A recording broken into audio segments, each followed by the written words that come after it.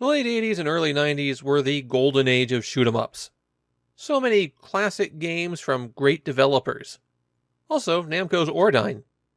Okay, I'm joking a little bit, but Ordyne really feels like a game that has slipped through the cracks of history. Initially, Ordyne was an arcade game, Namco's attempt to break into the cute-'em-up genre, or shoot-'em-ups that feature cute and goofy characters. The arcade version of Ordyne's big feature was a heavy use of scaling and rotation. It made for some very distinctive bosses and stage obstacles. Unfortunately for the PC Engine version, those features were next to impossible to replicate on its much weaker hardware. But that doesn't mean Namco didn't try. The PC Engine was the only contemporaneous console to get a port of Ordyne, so as scaled down as this port is, Namco definitely knew that the other options would have been worse. The plot of the game is that a scientist has invented a machine that can materialize things out of thin air, and of course a villain has stolen it, along with his daughter who happened to have the key to operating it. The scientist and her boyfriend set out in their own flying machines to shoot through waves of monsters summoned by the machine and put an end to the evil scheme. The PC Engine version of Ordyne does support 2 simultaneous players, so they didn't have to cut back that feature. It also has a mode where you can play as the kidnapped daughter, which you access by holding down button 1 on the title screen for only about 5 seconds. The only things this changes are the title screen and the sprite for the main character, so this mode is just an artistic difference. Like many shoot-'em-ups of the era, button 1 fires your main gun, while button 2 drops a bomb.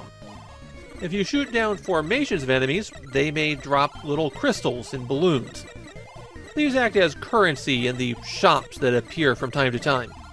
In the shop you're given your choice of 3 purchases, though not necessarily 3 items. Sometimes the shop will combine 2 items into 1 purchase.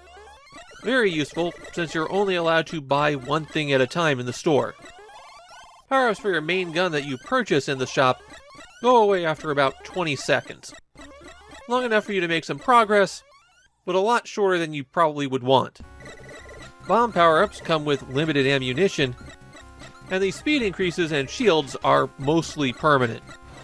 In terms of main weapon, you can get a wide shot. This increases the size of your bullet a lot. The Vulcan is rapid fire, and even if you're using a rapid fire controller, it's worth getting, since it dramatically increases the number of bullets you can fire at once. The 3-way gun does what it says on the tin, gives you a 3-way gun. It's the best weapon option for getting more vertical attack. After isn't an afterburner, it's a rear-facing shot. It's not bad, but the levels and bosses really aren't designed to take advantage of that rear shot. Then there's the shield, or stock bomber as it's called in the store. It replaces your main gun with one that moves in a wave pattern and does extra damage. The shield bends attacks towards it, and that little yellow circle with a chomping mouth on the front can eat the little yellow dots. If you don't shoot, this will power up your shield. The shield will eventually go away if you get shot in a way that stock bomber can't eat the bullets. As for the bombs, you can get an array of homing missiles, and this has been scaled down from the arcade version so that it fires 5 missiles instead of 8. The firebomb makes a big explosion when it hits, and as for how effective it is, here I am using it on the 5th boss. Yeah, that was quick. There's also a special vertically firing missile that you can acquire only if you're player 2.